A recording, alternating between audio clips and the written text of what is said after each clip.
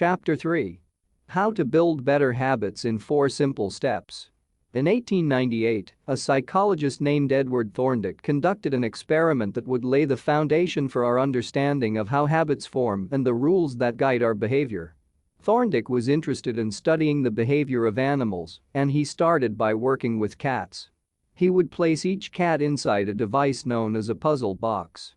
The box was designed so that the cat could escape through a door by some simple act, such as pulling at a loop of cord, pressing a lever, or stepping on a platform. For example, one box contained a lever that, when pressed, would open a door on the side of the box. Once the door had been opened, the cat could dart out and run over to a bowl of food. Most cats wanted to escape as soon as they were placed inside the box. They would poke their nose into the corners, stick their paws through openings, and claw at loose objects. After a few minutes of exploration, the cats would happen to press the magical lever, the door would open, and they would escape. Thorndike tracked the behavior of each cat across many trials. In the beginning, the animals moved around the box at random. But as soon as the lever had been pressed and the door opened, the process of learning began. Gradually, each cat learned to associate the action of pressing the lever with the reward of escaping the box and getting to the food. After 20 to 30 trials, this behavior became so automatic and habitual that the cat could escape within a few seconds. For example, Thorndike noted, cat 12 took the following times to perform the act: 160 seconds, 30 seconds, 90 seconds, 60, 15, 28, 20, 30, 22, 11, 15, 20, 12, 10, 14, 10, 8, 8, 5, 10, 8, 6, 6, 7. During the first 3 trials, the cat escaped in an average of 1.5 minutes. During the last 3 trials, it escaped in an average of 6.3 seconds. With practice, each cat made fewer errors and their actions became quicker and more automatic. Rather than repeat the same mistakes, the cat began to cut straight to the solution. From his studies, Thorndike described the learning process by stating, behaviors followed by satisfying consequences tend to be repeated, and those that produce unpleasant consequences are less likely to be repeated. His work provides the perfect starting point for discussing how habits form in our own lives. It also provides answers to some fundamental questions like, what are habits? And why does the brain bother building them at all? Why your brain builds habits. A habit is a behavior that has been repeated enough times to become automatic. The process of habit formation begins with trial and error. Whenever you encounter a new situation in life, your brain has to make a decision. How do I respond to this? The first time you come across a problem, you're not sure how to solve it. Like Thorndike's cat, you're just trying things out to see what works. Neurological activity in the brain is high during this period. You are carefully analyzing the situation and making conscious decisions about how to act. You're taking in tons of new information and trying to make sense of it all. The brain is busy learning the most effective course of action. Occasionally, like a cat pressing on a lever, you stumble across a solution. You're feeling anxious, and you discover that going for a run calms you down. You're mentally exhausted from a long day of work, and you learn that playing video games relaxes you. You're exploring, and then bam, a reward. After you stumble upon an unexpected reward, you alter your strategy for next time. Your brain immediately begins to catalog the events that preceded the reward. Wait a minute, that felt good. What did I do right before that? This is the feedback loop behind all human behavior. Try, fail, learn, try differently. With practice, the useless movements fade away and the useful actions get reinforced. That's a habit forming. Whenever you face a problem repeatedly, your brain begins to automate the process of solving it. Your habits are just a series of automatic solutions that solve the problems and stresses you face regularly. As behavioral scientist Jason Reha writes, habits are, simply, reliable solutions to recurring problems in our environment. As habits are created, the level of activity in the brain decreases. You learn to lock in on the cues that predict success and tune out everything else. When a similar situation arises in the future, you know exactly what to look for. There is no longer a need to analyze every angle of a situation. Your brain skips the process of trial and error and creates a mental rule. If this, then that. These cognitive scripts can be followed automatically whenever the situation is appropriate. Now, whenever you feel stressed, you get the itch to run. As soon as you walk in the door from work, you grab the video game controller. A choice that once required effort is now automatic. A habit has been created. Habits are mental shortcuts learned from experience. In a sense, a habit is just a memory of the steps you previously followed to solve a problem in the past. Whenever the conditions are right, you can draw on this memory and automatically apply the same solution. The primary reason the brain remembers the past is to better predict what will work in the future. Habit formation is incredibly useful because the conscious mind is the bottleneck of the brain. It can only pay attention to one problem at a time. As a result, your brain is always working to preserve your conscious attention for whatever task is most essential. Whenever possible, the conscious mind likes to pawn off tasks to the non-conscious mind to do automatically. This is precisely what happens when a habit is formed. Habits reduce cognitive load and free up mental capacity, so you can allocate your attention to other tasks. Despite their efficiency, some people still wonder about the benefits of habits. The argument goes like this. Will habits make my life dull? I don't want to pigeonhole myself into a lifestyle I don't enjoy. Doesn't so much routine take away the vibrancy and spontaneity of life? Hardly. Such questions set up a false dichotomy. They make you think that you have to choose between building habits and attaining freedom. In reality, the two complement each other. Habits do not restrict freedom. They create it. In fact, the people who don't have their habits handled are often the ones with the least amount of freedom. Without good financial habits, you will always be struggling for the next dollar. Without good health habits, you will always seem to be short on energy. Without good learning habits, you will always feel like you're behind the curve. If you're always being forced to make decisions about simple tasks, when should I work out, where do I go to write, when do I pay the bills, then you have less time for freedom. It's only by making the fundamentals of life easier that you can create the mental space needed for free thinking and creativity. Conversely, when you have your habits dialed in and the basics of life are handled and done, your mind is free to focus on new challenges and master the next set of problems. Building habits in the present allows you to do more of what you want in the future. The science of how habits work. The process of building a habit can be divided into 4 simple steps: cue, craving, response, and reward. Breaking it down into these fundamental parts can help us understand what a habit is, how it works, and how to improve it. All habits proceed through 4 stages in the same order: cue, craving, response, and reward. This 4-step pattern is the backbone of every habit, and your brain runs through these steps in the same order each time. First, there is the cue. The cue triggers your brain to initiate a behavior. It is a bit of information that predicts a reward. Our prehistoric ancestors were paying attention to cues that signal the location of primary rewards like food, water, and sex. Today, we spend most of our time learning cues that predict secondary rewards like money and fame, power and status, praise and approval, love and friendship, or a sense of personal satisfaction. Of course, these pursuits also indirectly improve our odds of survival and reproduction, which is the deeper motive behind everything we do. Your mind is continuously analyzing your internal and external environment for hints of where rewards are located.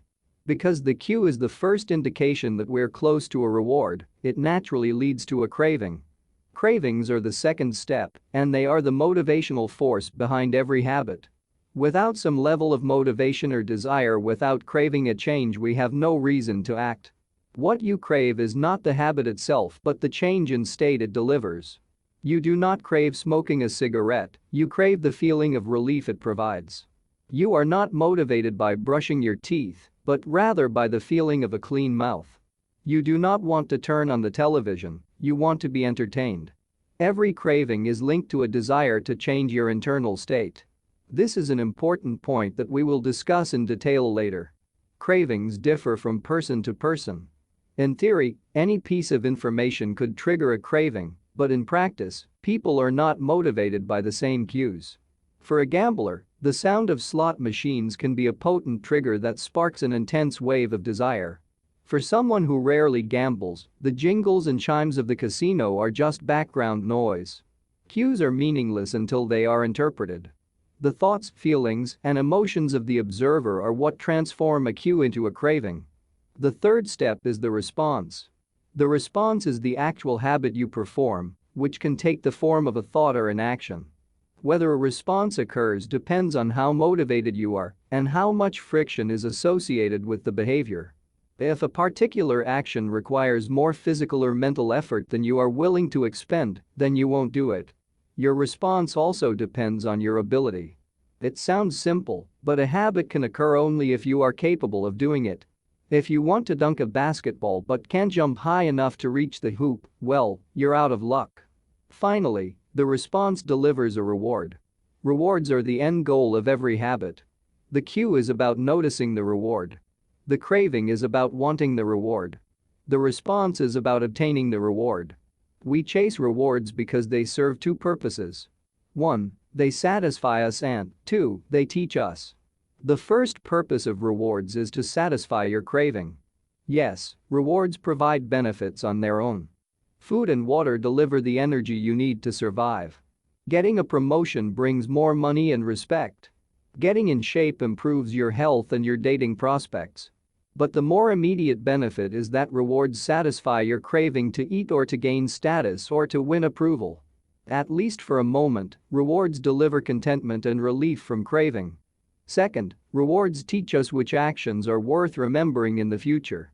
Your brain is a reward detector. As you go about your life, your sensory nervous system is continuously monitoring which actions satisfy your desires and deliver pleasure. Feelings of pleasure and disappointment are part of the feedback mechanism that helps your brain distinguish useful actions from useless ones. Rewards close the feedback loop and complete the habit cycle. If a behavior is insufficient in any of the 4 stages, it will not become a habit. Eliminate the cue and your habit will never start. Reduce the craving and you won't experience enough motivation to act. Make the behavior difficult and you won't be able to do it. And if the reward fails to satisfy your desire, then you'll have no reason to do it again in the future. Without the first 3 steps, a behavior will not occur. Without all 4, a behavior will not be repeated. The habit loop. The 4 stages of habit are best described as a feedback loop. They form an endless cycle that is running every moment you are alive. This habit loop is continually scanning the environment, predicting what will happen next, trying out different responses, and learning from the results. In summary, the cue triggers a craving, which motivates a response, which provides a reward, which satisfies the craving and, ultimately, becomes associated with the cue. Together, these 4 steps form a neurological feedback loop: cue, craving, response, reward, cue, craving, response, reward that ultimately allows you to create automatic habits. This cycle is known as the habit loop. This 4-step process is not something that happens occasionally, but rather it is an endless feedback loop that is running and active during every moment you are alive even now. The brain is continually scanning the environment, predicting what will happen next, trying out different responses, and learning from the results. The entire process is completed in a split second, and we use it again and again without realizing everything that has been packed into the previous moment. We can split these 4 steps into 2 phases: the problem phase and the solution phase.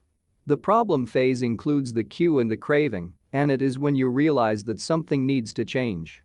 The solution phase includes the response and the reward, and it is when you take action and achieve the change you desire. Problem phase. Cue. Craving. Solution phase. Response. Reward. All behavior is driven by the desire to solve a problem. Sometimes the problem is that you notice something good and you want to obtain it. Sometimes the problem is that you are experiencing pain and you want to relieve it. Either way, the purpose of every habit is to solve the problems you face. In the table on the following page, you can see a few examples of what this looks like in real life. Imagine walking into a dark room and flipping on the light switch. You have performed this simple habit so many times that it occurs without thinking. You proceed through all 4 stages in the fraction of a second. The urge to act strikes you without thinking. Example 1. Problem phase. Q. Your phone buzzes with a new text message. Craving. You want to learn the contents of the message. Solution phase. Response.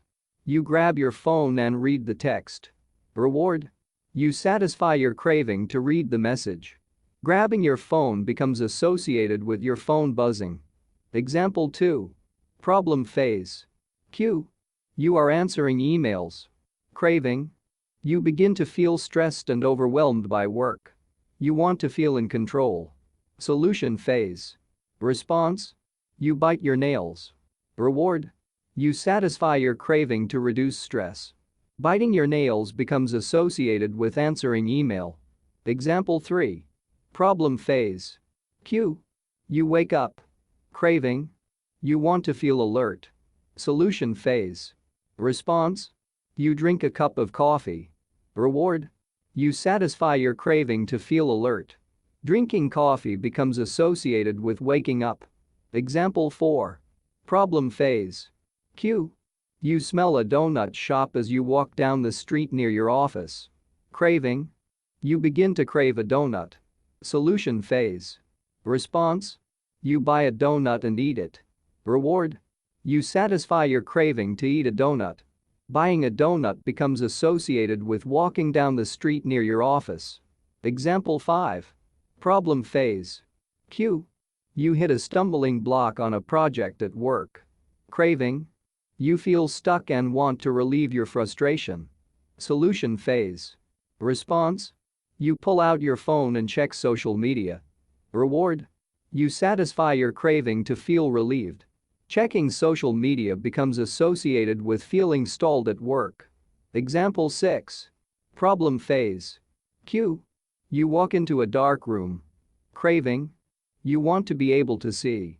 Solution phase. Response. You flip the light switch. Reward. You satisfy your craving to see. Turning on the light switch becomes associated with being in a dark room. By the time we become adults, we rarely notice the habits that are running our lives. Most of us never give a second thought to the fact that we tie the same shoe first each morning, or unplug the toaster after each use, or always change into comfortable clothes after getting home from work. After decades of mental programming, we automatically slip into these patterns of thinking and acting. The 4 laws of behavior change. In the following chapters, we will see time and again how the 4 stages of Q, craving, response, and reward influence nearly everything we do each day. But before we do that, we need to transform these 4 steps into a practical framework that we can use to design good habits and eliminate bad ones. I refer to this framework as the 4 laws of behavior change, and it provides a simple set of rules for creating good habits and breaking bad ones. You can think of each law as a lever that influences human behavior. When the levers are in the right positions, creating good habits is effortless. When they are in the wrong positions, it is nearly impossible. How to create a good habit. The first law, Q. Make it obvious. The second law, craving. Make it attractive. The third law, response. Make it easy. The fourth law, reward. Make it satisfying. We can invert these laws to learn how to break a bad habit. How to break a bad habit. Inversion of the first law, Q. Make it invisible. Inversion of the second law, craving. Make it unattractive. Inversion of the third law, response. Make it difficult. Inversion of the fourth law, reward. Make it unsatisfying. It would be irresponsible for me to claim that these 4 laws are an exhaustive framework for changing any human behavior, but I think they're close. As you will soon see, the 4 laws of behavior change apply to nearly every field, from sports to politics, art to medicine, comedy to management. These laws can be used no matter what challenge you are facing. There is no need for completely different strategies for each habit. Whenever you want to change your behavior, you can simply ask yourself, how can I make it obvious? How can I make it attractive? How can I make it easy? How can I make it satisfying? If you have ever wondered, why don't I do what I say I'm going to do? Why don't I lose the weight or stop smoking or save for retirement or start that side business? Why do I say something is important but never seem to make time for it? The answers to those questions can be found somewhere in these 4 laws. The key to creating good habits and breaking bad ones is to understand these fundamental laws and how to alter them to your specifications. Every goal is doomed to fail if it goes against the grain of human nature. Your habits are shaped by the systems in your life. In the chapters that follow, we will discuss these laws one by one and show how you can use them to create a system in which good habits emerge naturally and bad habits wither away. Chapter Summary. A habit is a behavior that has been repeated enough times to become automatic. The ultimate purpose of habits is to solve the problems of life with as little energy and effort as possible. Any habit can be broken down into a feedback loop that involves 4 steps: cue, craving, response, and reward. The 4 laws of behavior change are a simple set of rules we can use to build better habits. They are: 1. Make it obvious, 2. Make it attractive, 3. Make it easy, and 4. Make it satisfying.